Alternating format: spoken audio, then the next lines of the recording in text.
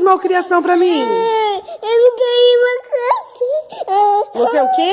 Não quero ir pra casa. Você não quer ir pra casa? Não. Mas nós temos hora de brincar, hora de conversar, hora de sair, hora de fazer as coisas e temos a hora de ir pra casa, filho. Eu quero ir pra casa. E você tá fazendo malcriação pra mim. Eu não quero ir pra casa.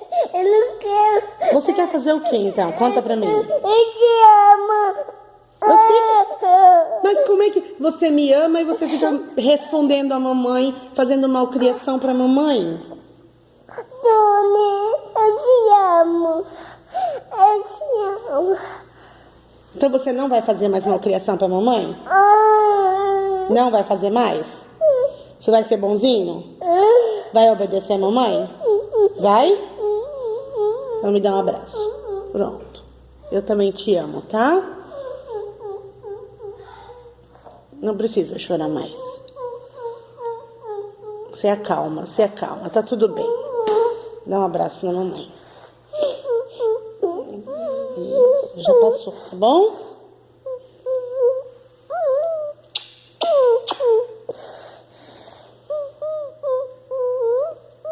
Tudo bem?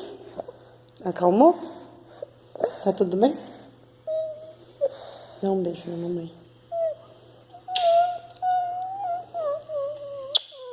Já passou.